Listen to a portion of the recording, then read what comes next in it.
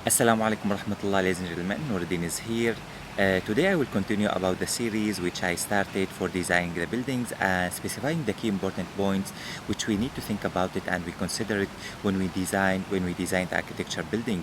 Those requirements, those criteria is very important and essential that we need to study it carefully and we need to think about it to have a very successful project and do it in a professional way. In the last video, I talked about the criteria which we need to think about it before we select the designing office. The designing office will play the significant role and important role for the success of the project. And in this video, I will continue about that, and I will talk about the criteria that we need to think about it and consider it after we selecting the designing office. Those points that we need to discuss about it when we start working with the designing office. The point number one is the requirements and needs for the client. In the video number 2 in this series, I talk in detail about specifying the requirements and needs. And so now it's the time to tell all the requirements and needs that we needed to tell it to the designing office and the architect. So then the architect will design based on the requirements and needs for the client. The client must be very clear about what he needs. He must be very clear about what he needs. So he should tell more detail, and he should be more specific, and he should give more information to the designing office. The more information, the more detail that the client will give it to the designing office and the architect, it will be very good for the architect to design based on the requirements and need for the client. For example, the client must be very clear about whether he need 2 bedrooms or 3 bedrooms. If we are talking about the residential project, whether he need like 2 bedroom or 3 bedrooms, he should be very specific about that. Whether he need 2 car parking or 3 car parking, whatever number, he should tell that to the designing office. Or for the living room, if he wanted to be big, he wanted like to be suitable for specific number of people, then he should be very specific about that.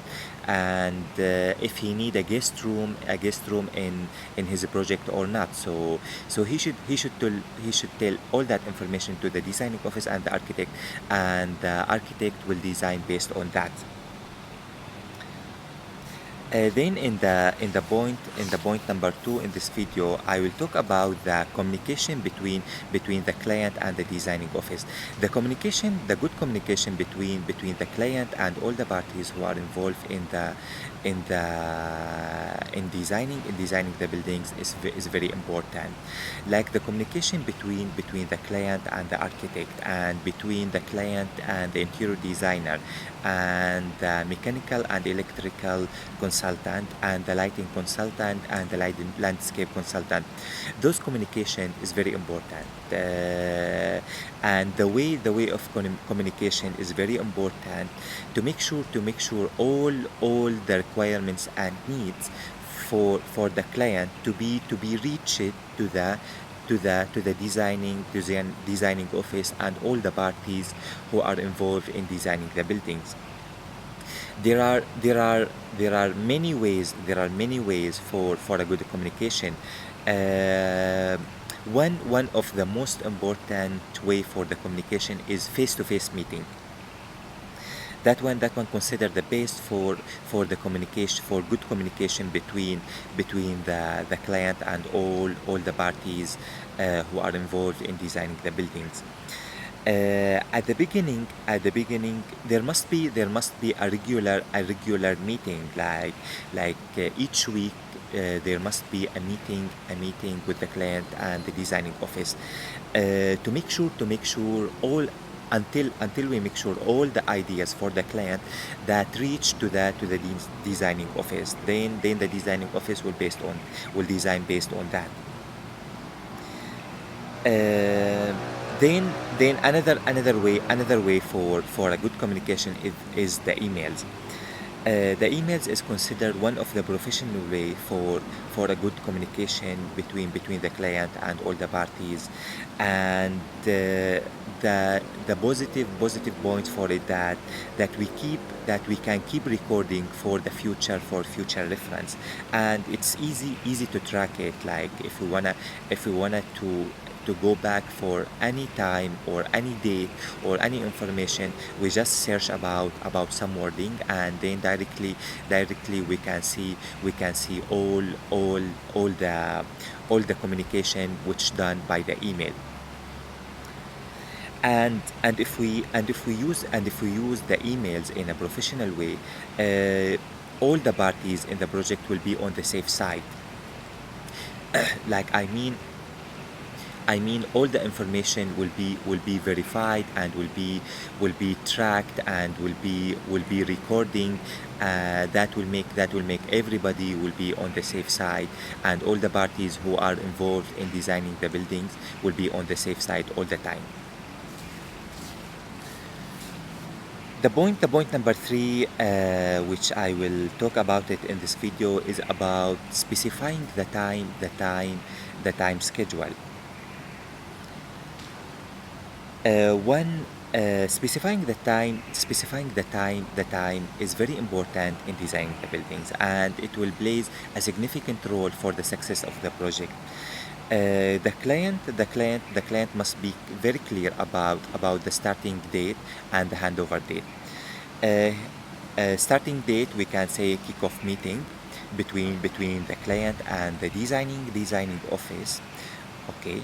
And the client must tell the designing office, okay, that I need the handover for this project to be in this date. Then the designing office will study the starting point, and will study the handover date, and will tell the client if that dates are realistic, can be achieved or not. If cannot be achieved, maybe the designing office can tell the client, okay, we need that date is not realistic and not achievable. We need, for example, to extend it for some month or 1 year. So all the time schedule must be discussed from the beginning of the project, to avoid any delay in the future, because any delay in the future, it will make headache for all the parties who are involved in the project, and it will sometimes there will be more fees which need to be paid for all the parties who are involved in the project. So we must be very clear about the time and the work schedule from the beginning, to avoid any delay in the future. After that, I will talk the point number 4 in this video, which is specifying the budget.